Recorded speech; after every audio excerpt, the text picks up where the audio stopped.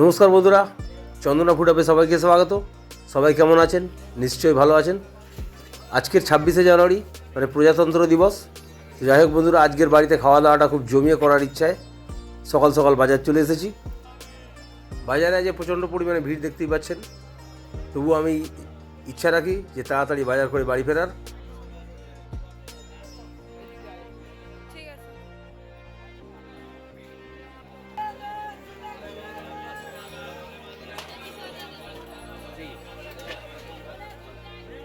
তো বন্ধুরা, আপনাদের দাদা বাজার করে নিয়ে চলে এসেছে আর এখানে গোবিন্দভোগ চাল নিয়ে এসছে। তো এখন আমি প্যাকেটটা কেটে নিচ্ছি। আর এটা 1 কেজির প্যাকেট, কিন্তু তাও আমি বাটি মেপেই চালটা নেব, কারণ পরে জলটা দিতে সুবিধা হবে। কারণ আজকে একটা স্পেশাল ধরনের পোলাও রান্না হবে, তো সেটাই আপনাদের সাথে শেয়ার করছি। তো এখানে ক বাটি হয় সেটাই দেখা যাক। এখানে মোট আমার 4 বাটি চাল হলো। তো বন্ধুরা, এখানে আমি কিছু গোটা গরম মশলা নিয়ে নিয়েছি, লবঙ্গ, জয়িত্রী, এলাচ আর দারচিনি।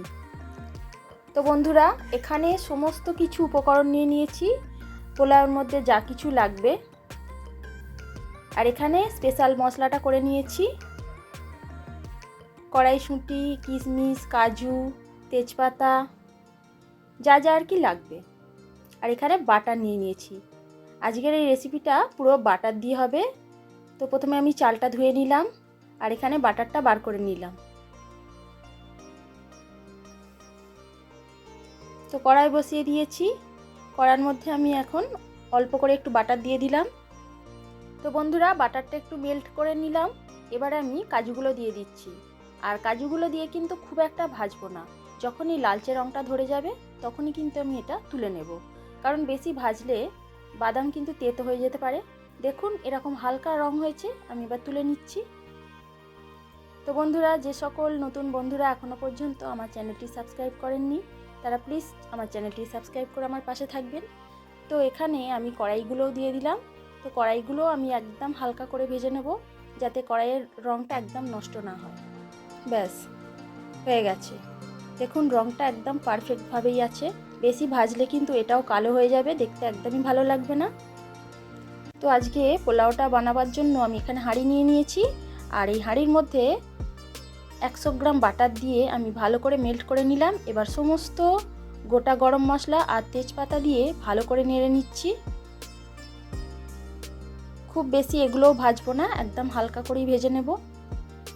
এর মধ্যে আমি কিশমিশগুলো দিয়ে দিলাম। কিশমিশগুলো দিয়েও হালকা করে ভেজে নিচ্ছি। তো এবারে ধুয়ে রাখা চালটা আমি হাঁড়ির মধ্যে দিয়ে দিচ্ছি। তো বন্ধুরা, ভিডিওটা ভালো লাগলে অবশ্যই একটা লাইক করবেন। দেখুন এবারে চালটা খুব ভালো করে ভেজে নিচ্ছি। এবারে ভেজে রাখা কাজু বাদামগুলো দিয়ে দিলাম আর ভেজে রাখা কড়াইগুলোও দিয়ে দিলাম। সব কিছু দিয়ে খুব ভালো করে নাড়াচাড়া করে নেব।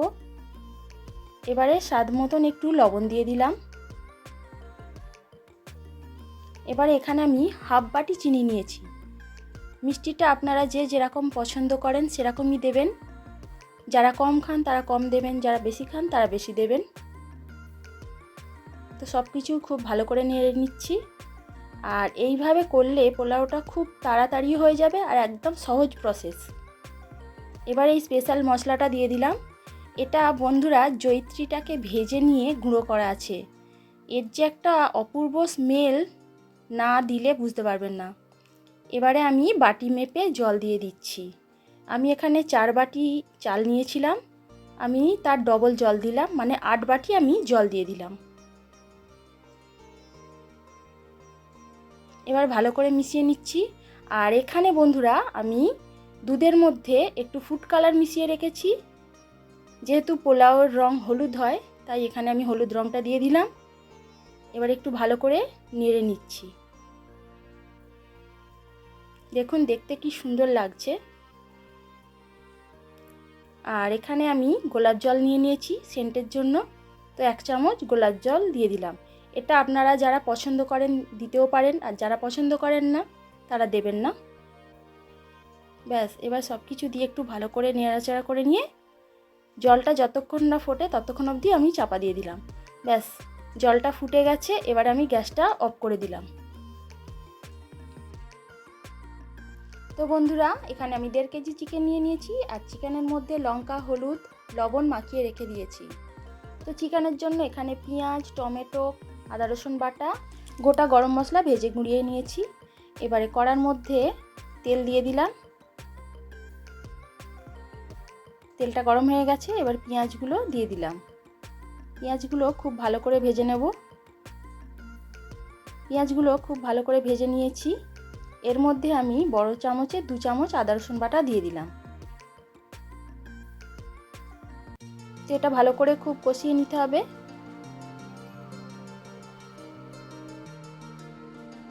এবারে আমি টমেটোটা দিয়ে দিলাম। টমেটোটা দিয়ে হালকা করে নাড়াচাড়া করে নিচ্ছি।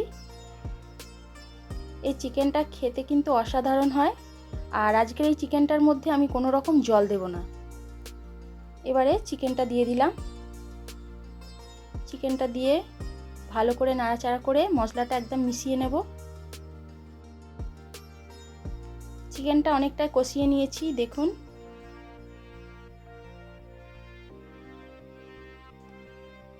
আগে থাকতে লবণ দিয়েছিলাম, তখন অল্প করে দিয়েছিলাম, আবার একটু পরিমাণ মতো লবণ দিয়ে দিলাম। এবারে এই ভেজে রাখা গরম মশলাটা দিয়ে দিচ্ছি। মশলাটা দিয়ে ভালো করে আরেকটু কষিয়ে নিচ্ছি। আর এই মশলাটা দেবার পরে অপূর্ব সুন্দর একটা সুগন্ধ বেরিয়েছে। তো এবারে আমি এটা চাপা দিয়ে দিলাম। তো বন্ধুরা, এদিকে পোলাওটা আগে থাকতেই চাপা দিয়ে রেখে দিয়েছিলাম। তো দেখুন জলটা মরে গিয়ে কত সুন্দর হয়ে গেছে। একদম পারফেক্টভাবে এটা তৈরি হয়ে গেছে। তো এটা আমি এখন নাবিয়ে নিচ্ছি। একটা ডেস্কি নিয়ে নিয়েছি, ডেস্কির মধ্যে আমি নাবিয়ে নিচ্ছি। নাবিয়ে নিয়ে এটা ঠান্ডা করে নিচ্ছি। দেখুন কতটা সুন্দর তৈরি হয়েছে, একদম ঝরঝরে,